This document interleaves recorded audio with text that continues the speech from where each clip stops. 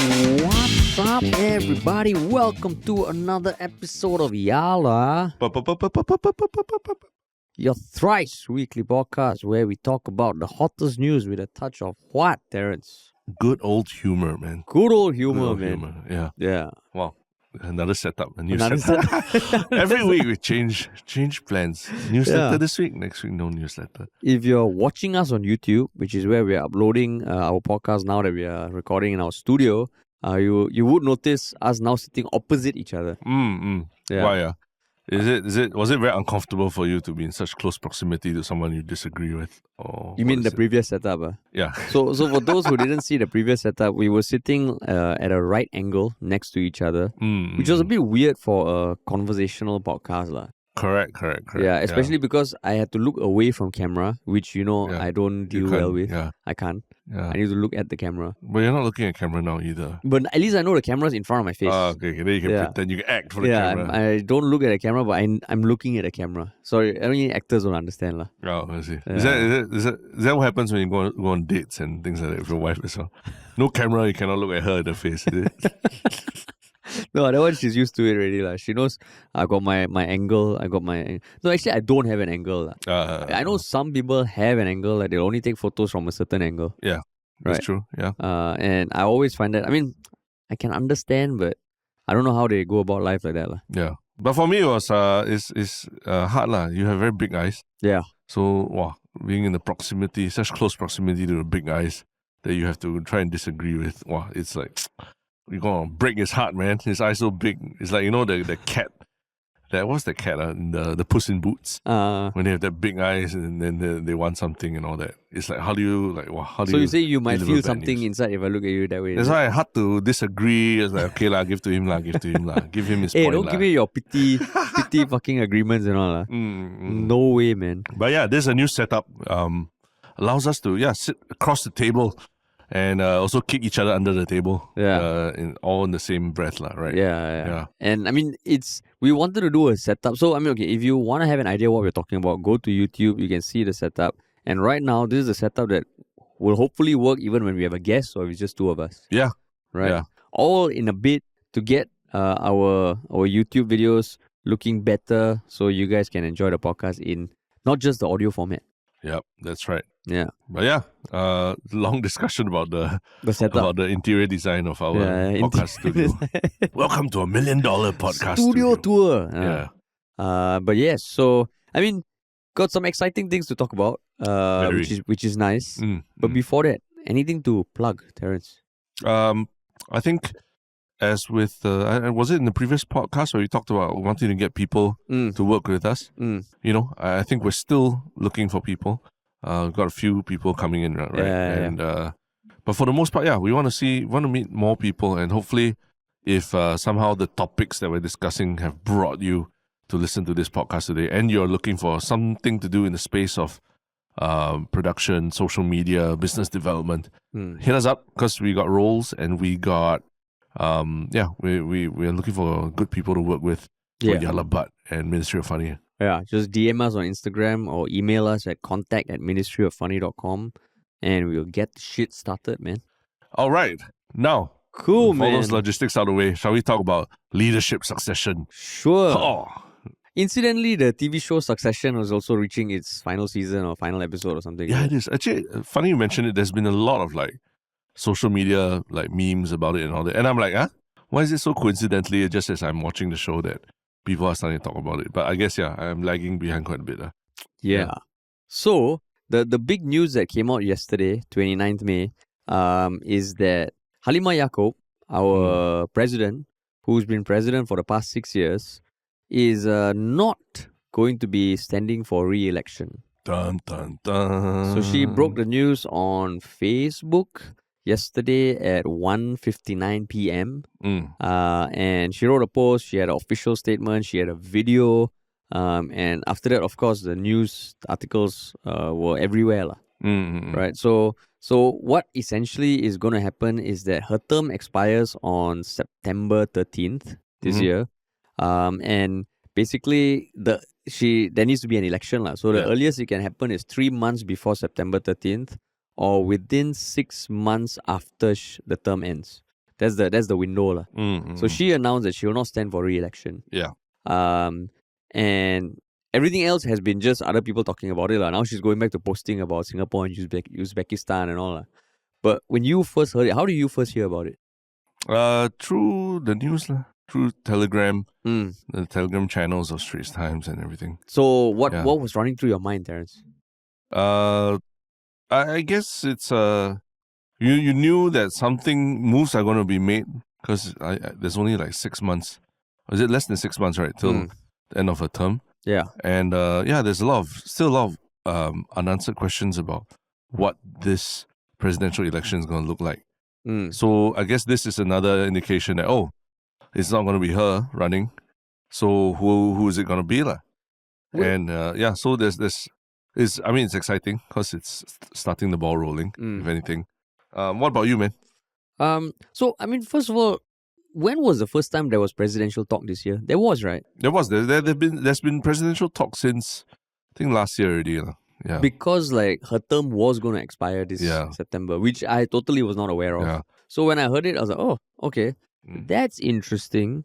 And remember, this is the first post-COVID election, so to speak. The last one took place in the middle of COVID, under very extraordinary circumstances. But that's presidential election, lah. I mean, that's a general election. But still, I think the idea is that COVID was such a big chapter in Singapore history, right? Yeah. And people have been, even people who are not happy with whatever happened in the last few years, keep talking about, election, presidential election 2025 or 2024 or 2023, sorry. Yeah. It's our chance to make ourselves heard. So I think people have been looking forward to this, man. Whether you support or don't support the whichever incumbent party or whatever lah. Yeah. I think one thing is also interesting is that it's going to be an open election. What does that mean? Oh, non-reserved. Yeah, non-reserved. Oh, that's the official term, is it? Non-reserved. No. I think reserved was that last presidential election. For those who don't know, when it's the last presidential election was called the reserve. It was a reserved election that was reserved only for minority candidates. If the last two presidents prior to that president were not from the minority. Yeah. And previously, before Halimah Yacob, it was Tony Tan, and then S.R. Nathan for 2 terms. And then before that was Ong Teng Cheong. Yeah. So, we haven't had that many presidents, right? When I was born, 1984, that was Devan Nair. Devan Nair. Then Wee Kim Wee. Then J.B. Jeyaretnam. What are you talking about? J.B. Jeyaretnam? No. What? No. Devan Nair, Wee Kim Wee, then Ong Teng Cheong. The Wikipedia got hacked, is it?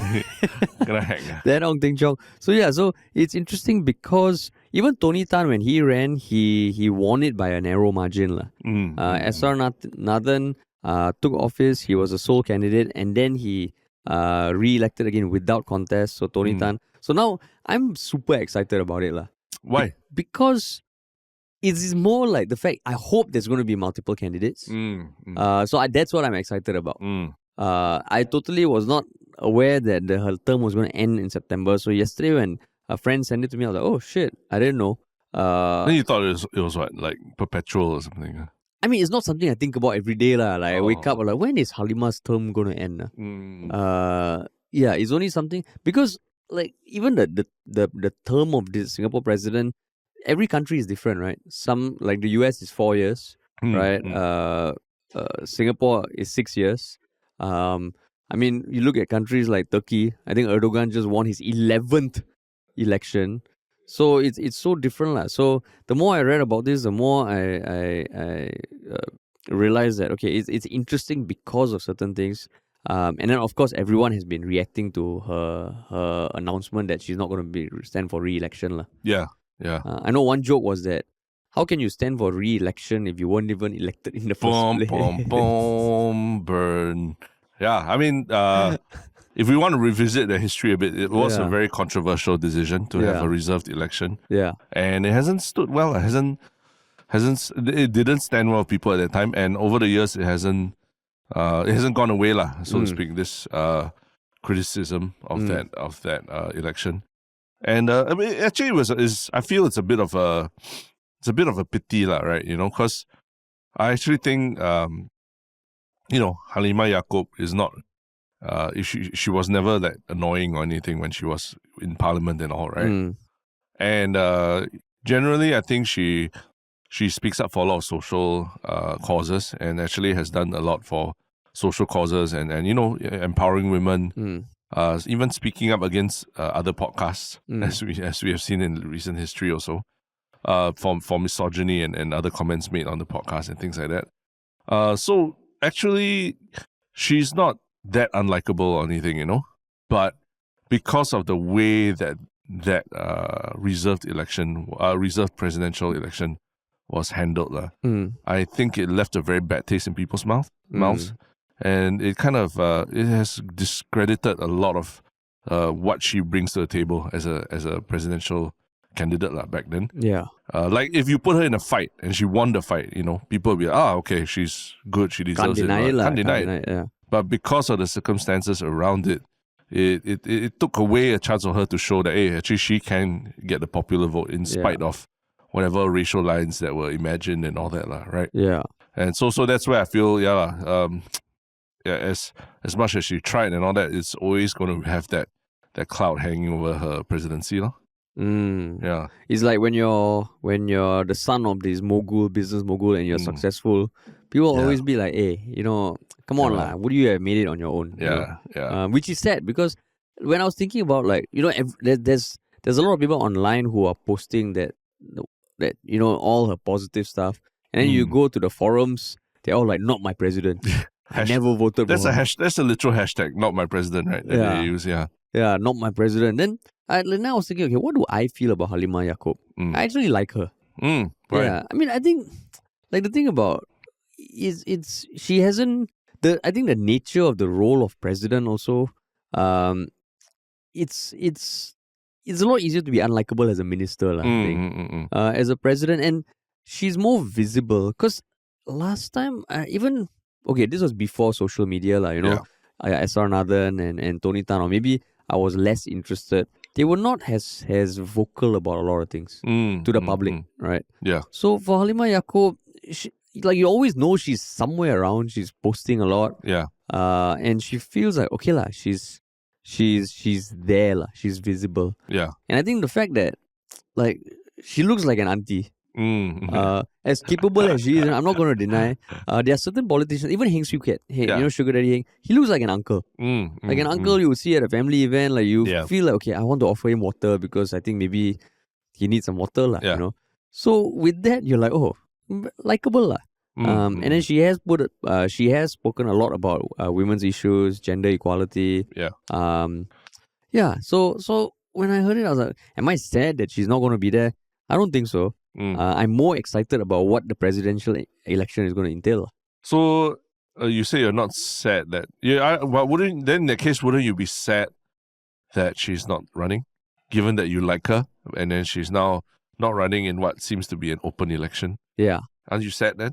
Because then she would have a chance to prove herself, in some sense, right?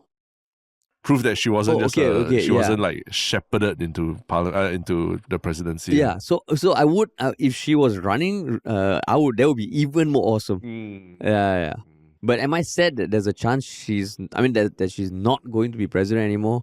I'm like, I'm okay lah. Yeah. So you're okay with her lah. You're not saying like over the moon. I'm okay lah. I'm okay. Okay. You? Yeah. So I think same. I think it was quite groundbreaking, even just to say, oh, my president is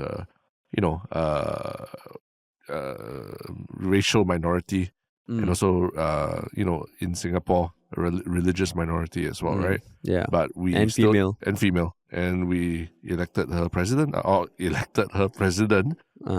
is quite groundbreaking in that sense, right? For a country in the middle of Southeast Asia.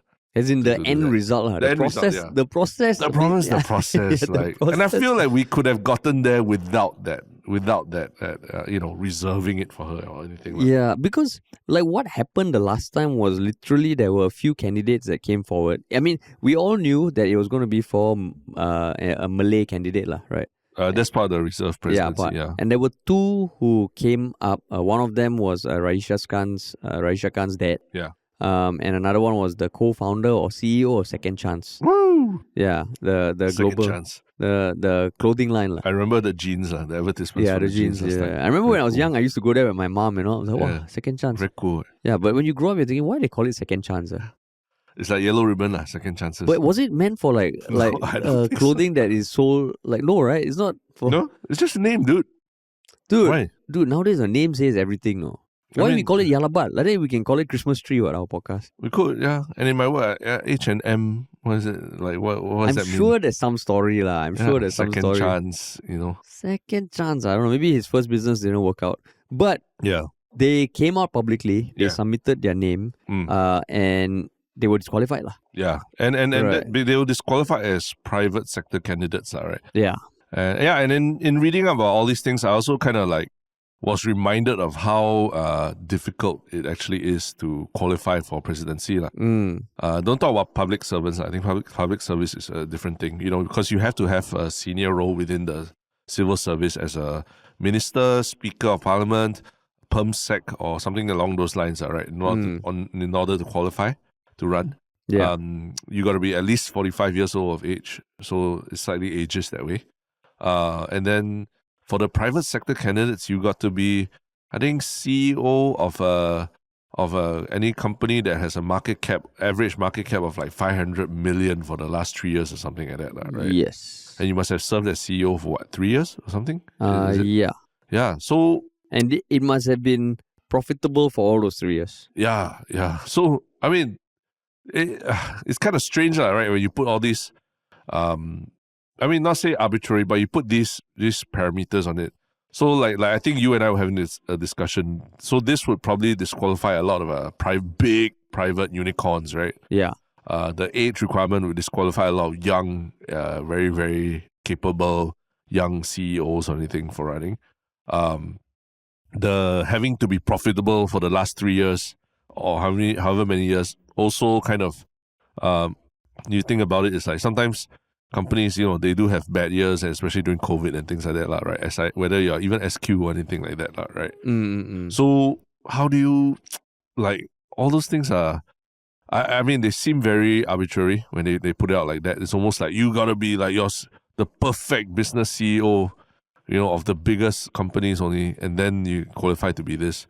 But if in any one way you don't qualify, you're 44 years of age or something like that, then sorry, you can't do it. Do you think it's just all this is justified for the private sector CEOs? I mean, I do find it weird, especially because even in 2017, like what you mentioned before, only came into effect 2017. I mean, one term, one part of it. You mentioned need 500 million of shareholder equity, right? Yeah. Before that was 100 million. Yeah. Oh, yeah. Yeah. Okay. So up till 2017, it went from 100 million to 500 million. Yeah. Like, what the fuck? I mean, that being said, recently, Leong Man Wai, good old Leong Man Wai, he asked in Parliament about how many people might actually qualify from the public service or private sector. And according to Chan Chun Sing, there are 50 public service positions, and there are more than 1,200 companies with average shareholders' equity exceeding 500 million. So technically, but I mean, even then, the CEO there needs to be in charge for 3 years, and they need to be profitable all 3 years, which again during COVID is fucking hard. Yeah. So even like the chairman of, CEO of SIA can't run. Yeah, so let's break down. Yeah, it could be within that 1,200. Maybe a lot of them haven't even. That's right. It could be even fewer than that. 5 people. I would love to know if someone can do the analysis of how many of these 1,200 companies have been profitable the last 3 years or so. Yeah. And then, I mean, so the presidential role is always quite okay, if someone ever told me a genie came and said that you can hold any position in Singapore in politics, what would it be? I think I would say president. No? Really? Why? More than minister. Why? I mean, feels like it's partly ceremonial. Not to say that there's no important things they need to do. Yeah. No important decisions they need to make. But I feel like it'd be pretty cool, okay? Because you become minister, right? There's so many other ministers. Yeah. You become president, right? There's only one, no? Correct. Yeah. Right. If someone says, "Where's the president?" Everyone knows where the person is. Yeah. If you say, "Where's the minister?" People are like, which fucking ministry are you talking about? Yeah. Right? But power, man. Isn't power like the ultimate drug? Like you can give you a title, you can give you money, you can go and travel, you can go and represent Singapore as the face. But can you actually like make changes that really affect people's lives? Right? I mean, can influence lah. Influence, yeah lah. Influence like catalyst lah, right? Yeah. So I mean, on a side note, I actually saw this one tweet from this one entrepreneur guy on Twitter recently that I thought was quite interesting. He said any young entrepreneur that says they want to change the world is fucking talking bullshit. They either the only world they want to change is their own world. Yeah. You know? Yeah. So I thought that was that's interesting. So not to play down the fact that your desire for power. I think if I wanted to get into a role in politics that, how you say, there will be a fun ride lah. Right? I think the president, it'll be hard, but it feels like the most interesting or most exciting, and without feels like it's harder to be hated as a president than politician. I feel it's a very lonely job though, because it's like, like you're not really in parliament. You're not debating issues. You're not like, you're on the outside. You're on the outside. You're representing the people, but you're not really having like, representing them, like what they care about and what they want changed or whatever in parliament either. So it's there's always the criticism that it's just a ceremonial role. There isn't much to do.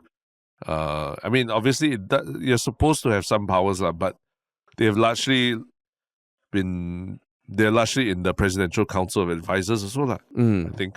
Yeah. So, it's just like, I don't know, man. I don't know if there's something that you can swallow, especially if you're a very ambitious, politician who wants to get ahead and wants to put your ideas forward and really wants to represent the people that you talk to and all that. Not sure, man. Not sure if that's something. It feels more like a retirement kind of role, basically. And Halimah hears that, they'll be like, "Hey, Terrence, I sit you down, I tell you." I want to be corrected. I want someone to tell me that the president actually does something that like what you said, can really influence decision making in parliament and things like that. Yeah. I mean the roles essentially okay, so the powers, broadly speaking, there is a Council of Presidential Advisors, which I believe also came about only in recent times. Yeah. Previously, because there was that whole debate about the power of president being kind of diminished slightly because they can be vetoed by the Council of Presidential Advisors. Yeah. They do have certain executive functions to block attempts by the government to draw down reserves. They can influence the political appointments such as Chief Justice, Attorney General, Chairman, members of the Public Service Commission, Chief of Defence Force, and Commissioner of Police. According to the Constitution, the President also has authority to raise and maintain the SAF. But I mean, it's an interesting role. So okay, just on a side note, if you could choose one position, if you could be parachuted into one position in politics. Parachuted? Yeah, no questions asked. Parachuted, wow. That one is wow. That I think in Singapore, probably to me, probably the most power lies with the Ministry of Finance. So you want power lah? You're power hungry. Okay, yeah. If you're asking me about like you're talking about the dream of being parachuted into power, then I will answer as knowing that power is my ambition. Then Ministry of Finance probably. Don't think about power as your ambition. Like just okay lah. If I want to, like what you say, I have a ceremonial role, not too xiong, and then still be known by everyone, not really have to be challenged. President. Or mayor. Mayor, you still got to face the brick bats, right? You're still an MP. You still got to defend your position. You still got to fight elections. Everything. President different. President different. Yeah. And every 6 years, whereas, it's and then when there's a walkover, it's you don't have to do much, right? Yeah, during that period, because the criteria is so strict to begin with. But I mean, last time, the last election, the election that Tan Cheng Bock ran. He was probably a lot more political about what he would do as president. In his spiel, in his campaigning, he was talking about change. He was talking about doing things differently. Whereas Halimah's campaign, all I remember was like the do good, do together. Yeah. Which I haven't heard for a while. Not heard for a while, And I mean, just now we also missed out. There were two other candidates who wanted to run against her. One of them was Sherwin Wu. Oh, yeah, Remember? I remember that. Yes, I remember. Yes. And another tuition teacher, I think. But both of them didn't meet the mark. Yeah. The one funny thing about Halimah was apparently the day before she announced, on 6th February 2017, Chan Chun Sing in Parliament referred to her, instead of the term Madam Secretary, he called her Madam President. Yeah. So that sparked rumors of people saying, okay, she's already going to be the choice of the PAP. I think he regrets that. Probably. Yeah. It was such a... Like probably back then it seemed funny. Yeah. But then when later the whole reserve presidency thing came about, it just... I mean, people would read it as like, oh, fucking, he knew it. He knew it from the start, He knew. Even if he didn't know, even he was just making a joke or what. It just... it didn't work very well for him. Yeah, he knew already. So yeah, but I think it feels like over the past 6 years, that whole taint of the reserve election, because Halimah was controversy-free, relatively, very vocal about issues that generally, are quite universal. Don't be a misogynist. Yeah. Women's rights, and a slew of other things. Yeah. Felt like they got watered down. But with elections, right, I think people are getting worked up again, because the process also, right, there will be the whole thing, there will be a day that the candidates all need to submit their applications, and then they will be, if they pass the test, pass the criteria, they'll be announced. Then there'll be a campaigning period, there'll be nomination day, there'll be cooling off day, there'll be polling day, all of which sounds damn exciting. Yeah. Assuming there are multiple candidates. And that they qualify. Assuming there are multiple candidates. Yeah. So hopefully, because I remember the last time it was really a bit of a downer. You want to try and be politically involved also. You want to listen to the campaign speeches. You want to debate. Cannot. Only got one. Correct. Yeah. So quite exciting . So you're just basically looking for a fight . You're thirsting for a fight . Yep. I'm looking for a fight. It's not about the future of Singapore. No, fuck that, man. Yeah, I just want to fight. You just want to fight. I just want to fight. I just want some drama. And hopefully something that will give us reason to maybe we do another another repeat of what we did in 2020. During the cooling day, every day we've got podcasts. Exciting. Yeah, exciting. So you want like Singles Inferno kind of thing? Presidential Inferno. If they can do fucking reality TV show, they go to an island. No, go back to the Istana Instead of going, like the couples go to the hotel, the different candidates, if you do well, you go back to the Istana for one night. Then you have nasi lemak, roti canai, chicken rice. So I think, it's going to be interesting. I don't know how this is going to factor into like the parliamentary debates or anything. But interesting. I'm interested to know what moderates, or at least people who think they're moderate, what they feel about Halimah Yacob. In the sense that, is it just indifference, or you feel like the sentiments online reflect what you feel? Yeah, because I mean, if you read one of the countless articles talking about what she has achieved, it sounds like she's really done quite a bit, I think one thing she was also famous for was like wanting to stay in her jumbo HDB flat in Yishun until there were security issues. And I'm guessing some complaints from neighbors saying, okay, it's cool, got president here, but we have to wait fucking 20 minutes for the lift. And I think they had to have tentage set up downstairs for the guards to, rest or something like that as well. Yeah. Because I think what she had was she has this jumbo flat in Yishun. There's actually like two flats. 5-room and 4-room combined. Yeah, combined by breaking down the wall or something. So solid, man, solid. Is that 9 rooms? Well, that's pretty crazy, yeah? No it's 3 bedrooms and 2 bedrooms. Oh, 3 bedrooms. 3 bedrooms and 3 bedrooms, so 6 bedrooms. 6 bedrooms, okay. Which is pretty still insane, man. Yeah, 6-bedroom HDB. Yeah. But that fell through because of all the security concerns. Yeah, so there's a lot of work she's done in the interfaith sector, the labor movement. But just felt like, I don't feel super strongly about it. This is why I'm wondering, there anyone who feels like slighted or wronged. I wonder how Okay Let's Go feel. Yeah. We'd love to hear their thoughts about this. Yeah. But I mean, like, what's going to happen the next few days? Nothing much else. Let's see let's see who throws the what's the term? The hat into the ring Yeah. for this, and because now we know that is someone new lah. Could it be the current Speaker of Parliament, Tan Chuan Jin? I've read some rumblings here and there. Seems a bit early for him because he's still relatively new to the office and all that. Sugar Daddy Heng lah. Then Sugar Daddy Heng can come back, and because the presidential position has a lot of influence over the drawing of reserves, right? Yeah. He's probably like, I built these reserves up. Yeah, I know this shit. Yeah, and this is my shit. Okay, don't fucking touch my shit. Yeah. Of course, then people are speculating that, can Lee Hsien Yang run or not? Then can you imagine Lee Hsien Yang against Lee Hsien Loong? There was talk of that lah, but now because of the we all know about the public.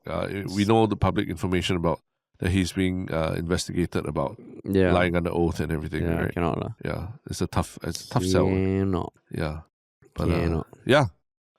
so we go from talking about the highest office in the land to the lowest of low lives in Singapore lah.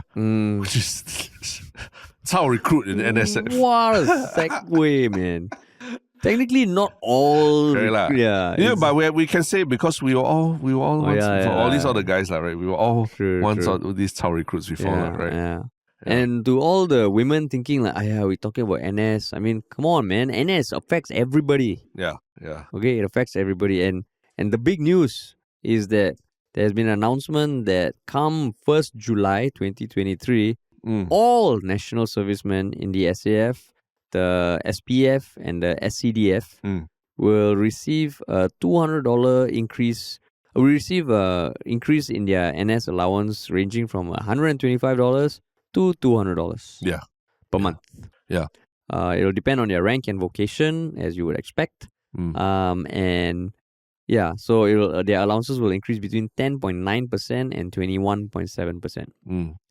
But the most important one is for the recruits, right? What is their salary? It's going to increase from 630 to 755. Wow. 630 to 755. Big jumps. Hallelujah, man. Hallelujah. So, when you heard this news, Terence, were you jumping for joy?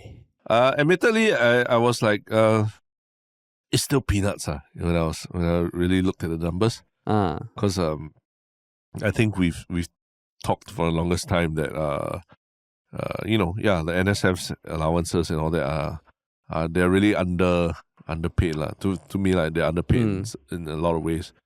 And for the sacrifice that they make in terms of time and their youth. We talked a lot about athletes having to do NS and other people making sacrifices to do NS lah. But then at the same time, can I be unhappy that there has been an increase? No lah, of course, to me it feels like it's still not enough, but at least there's an increase, and hopefully it does help to reduce whatever burdens that these NSFs have because of the inflation in Singapore. Because I think the things if you're a reasonably comfortable middle class army boy and everything, and you go to do NS, but you don't have to support your family while you're doing NS or whatever, right? Then you're quite lucky, right? Yeah. Because there are people who, a lot of, when I was in army and all that, a lot of all these AWOL cases of people who never came back to camp and all.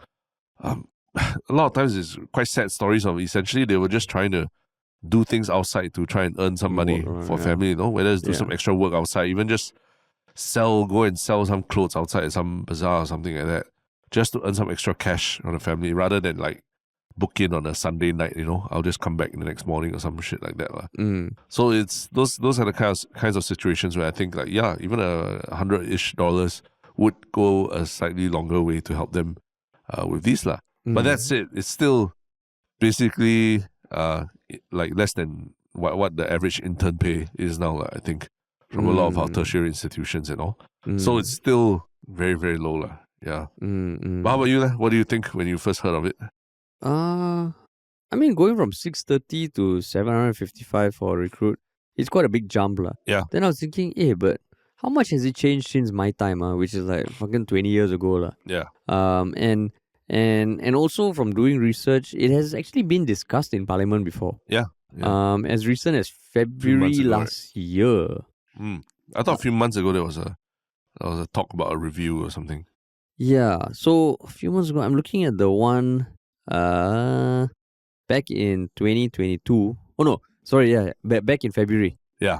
It was a WP. Gerald Kiam asked if NSF allowance could be raised due to inflation. Heng Chi House says items like lodging, food are paid for. So basically, yeah, the WP asked, and the response was saying that no lah, NS already receive an allowance. There's been 3 adjustments made over the past 10 years. Yeah. With the most recent one happening in March 2020, where there was a $70 to $120 increase in NS allowance. Yeah.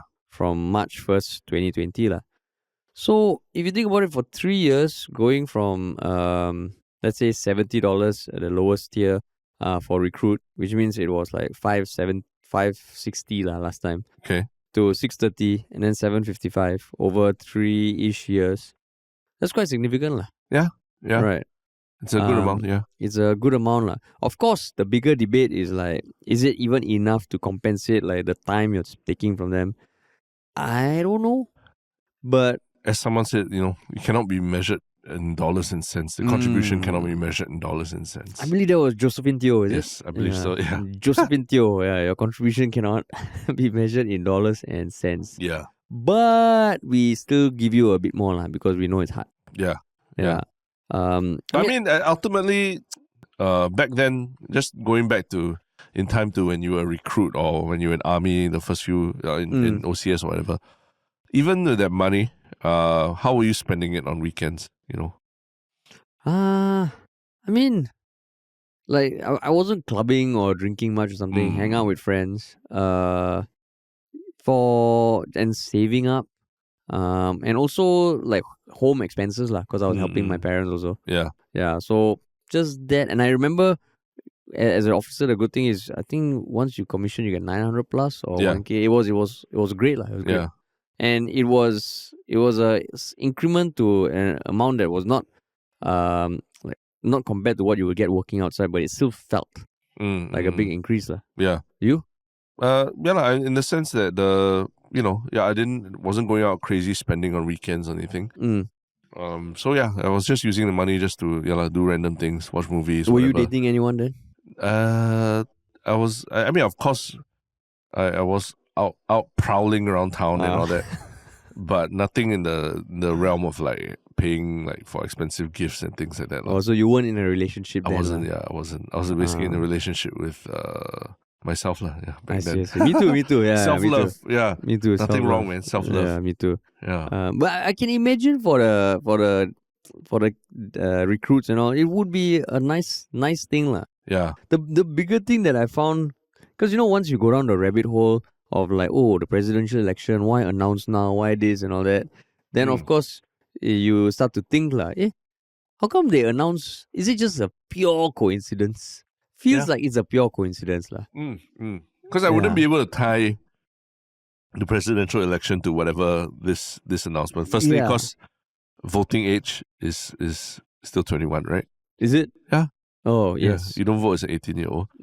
And secondly, president has no bearing over your But the president can control the SAF. Yeah, I mean, control lah. Yeah. She can, in more specifically, the powers of the president allow her to raise and maintain the SAF.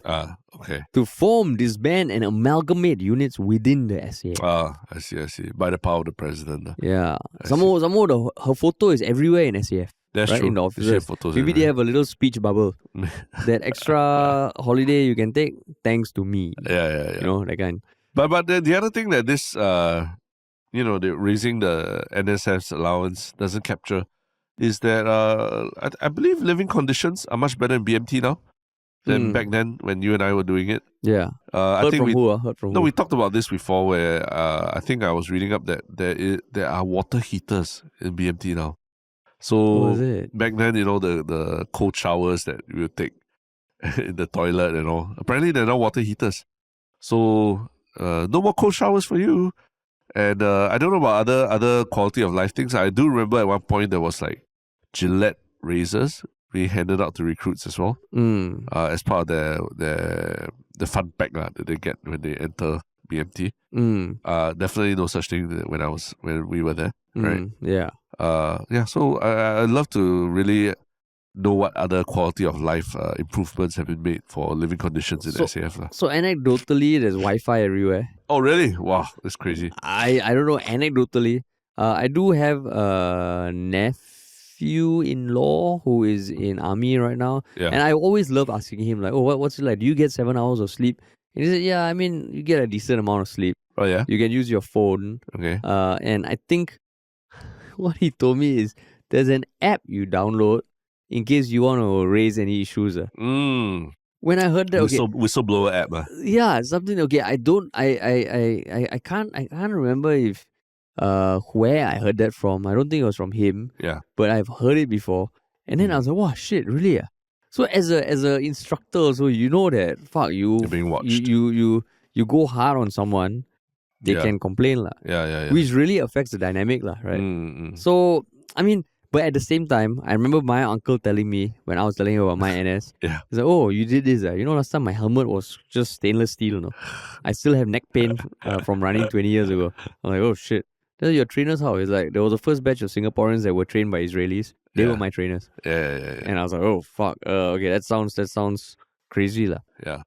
But I mean, it's an endless arms race if you want to compare between generations. Correct. Right? Yeah. Because there's different stressors and the soldiers of today are dealing with different kinds of threats as well, right? Like, yeah, exactly. Like drone warfare and shit like that, I mean, and now NDP is so much more complicated than NDP many years ago, right? Yeah, exactly. Exactly. You got to know the formations. You got to you got to deal with if you do something wrong during NDP, then people catch it on social media, and then you're embarrassed for the rest of your life. Your uncle never had to deal with that. Yeah, even if he much NDP, even if he screw up, even if the parade commander who screwed up, nobody has any record of that at all, right? Yeah, that's true. Different life.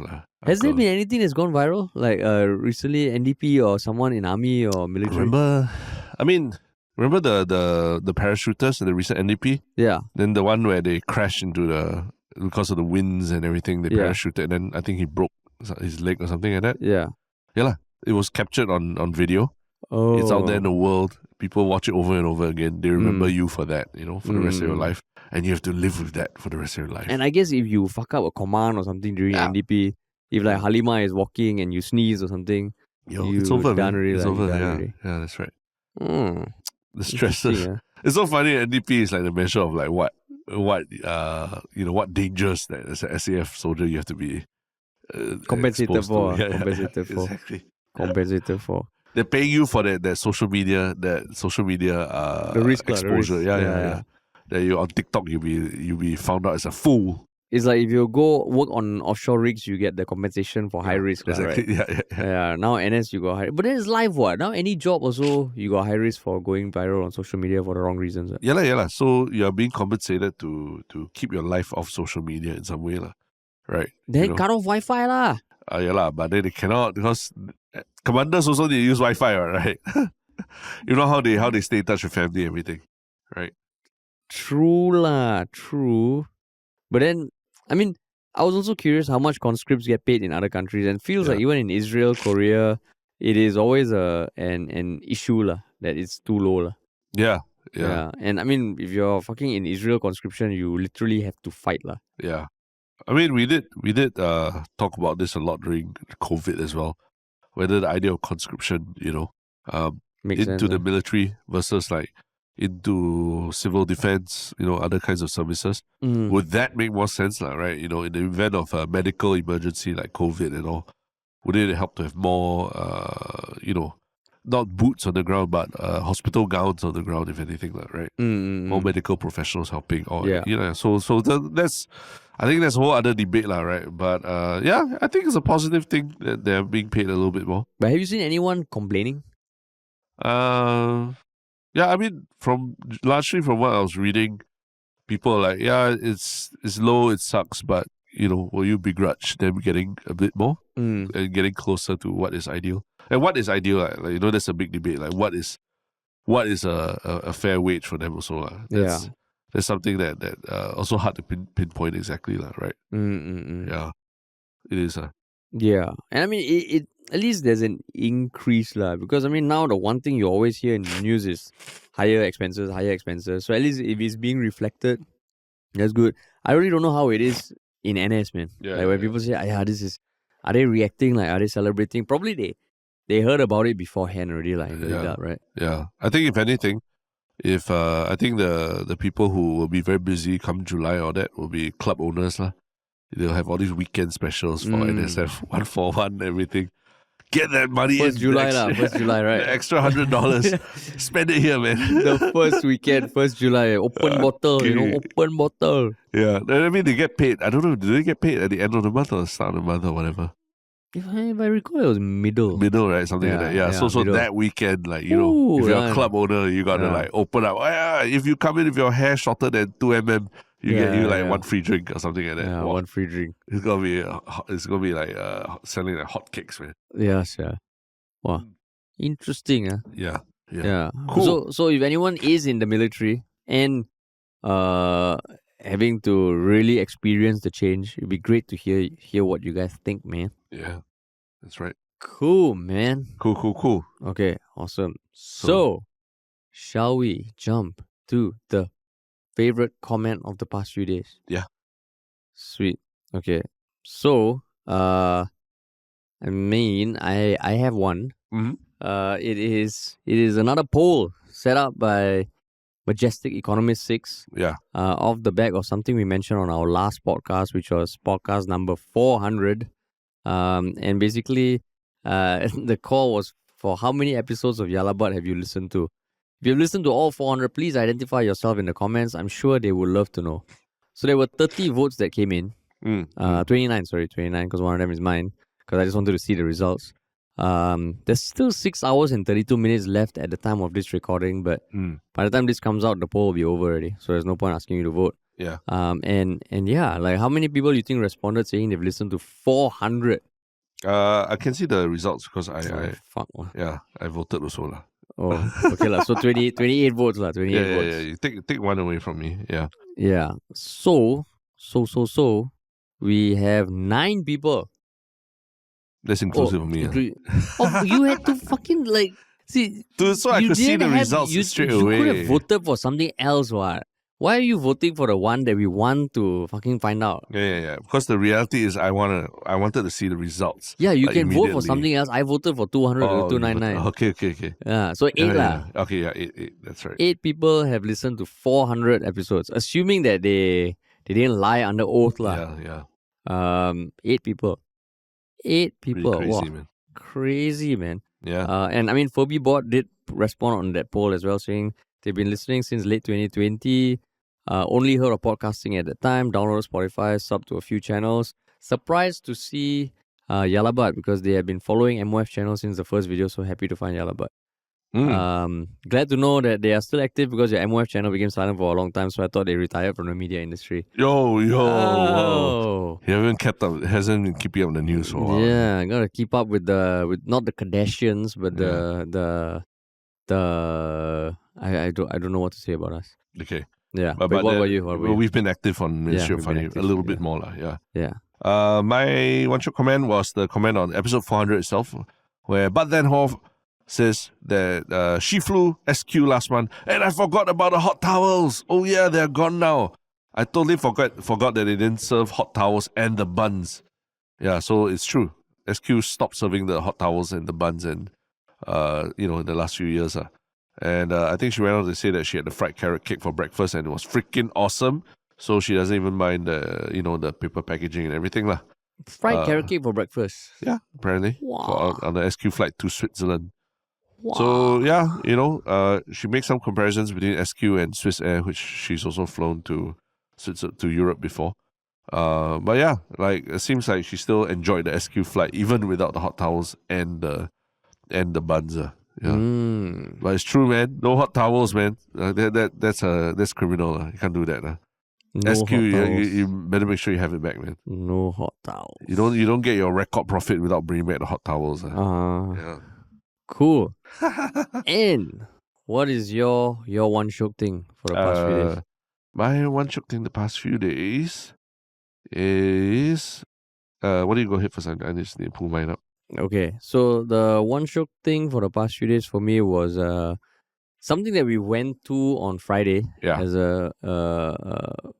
is an event, yes. So you couldn't experience, anyone listening can't experience that event, but you can experience that next event. It was the latest wrestling night by Singapore Pro Wrestling. So if you have been watching our videos for a long time on Ministry of Finance, you would have seen us collaborate with these awesome dudes and women from Singapore Pro Wrestling, which is something that was started by a few very passionate wrestlers, I think 2016. So we got to know them, and they've still carried on having shows. I think now it's once every 2 or 3 months. It was a great fucking time. And I think people who go there for the first time, including myself, always are amazed by how this exists in Singapore, because it's so interesting. It's like in a packed hall, these wrestlers who all have day jobs, living their alternate lives, just being very athletic and funny at the same time.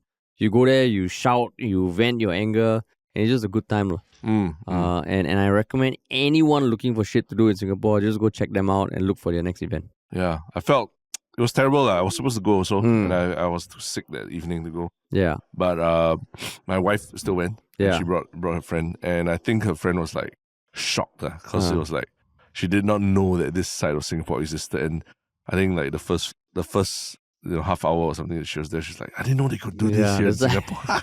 It's so weird. And even Tristen came along. Yeah, man. Tristen came along.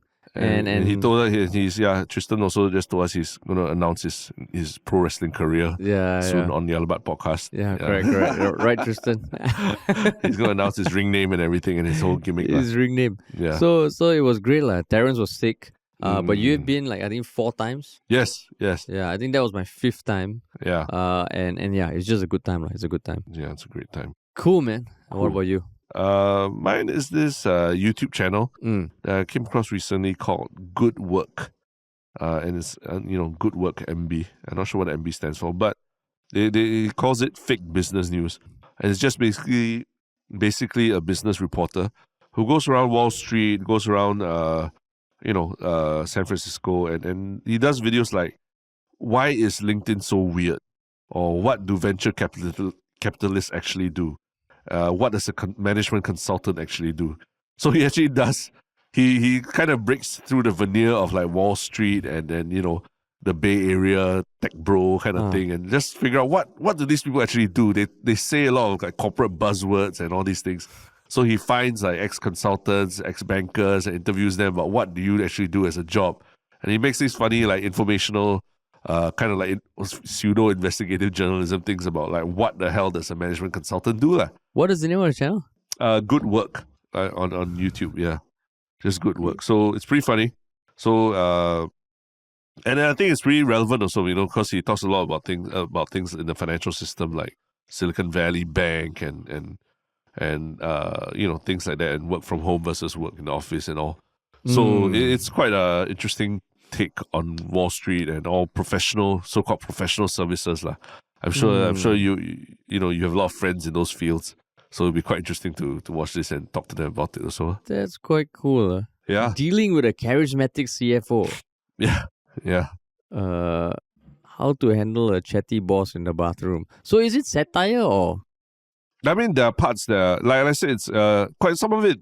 He really does interview people and people who are in those jobs and all, but he really tries to break through the fluff and bullshit of the corporate world to really figure out what does investment banking analyst do and things like that Yeah. Oh, so it's by Morning Brew. Oh, it's by Morning Brew. Yeah. Oh, that's impressive. So it's a also, channel, that's what the MB stands for. Oh, yeah, but then that's totally perfect, right? Yeah, and Morning Brew is a daily newsletter that sends like business news. I mean, just news in general. Yeah. Oh, so this is a YouTube channel, like an offshoot from Morning Brew. Oh, and yeah, it's totally with the brand of like breaking down the corporate world into something that normal people can understand, right? I see. Yeah. Oh, interesting. That's cool. Well, I did not know it was Morning Brew at all. I just came across it, I think, probably when I was just YouTube algorithm. That's when you know the brand is doing something good. Yeah. When you come across organic content that you don't even expect to be associated to a brand. Exactly. Yeah. Power, man. Cool. Okay. Cool, man. All right. Thanks everybody for listening. And we'll talk to y'all soon.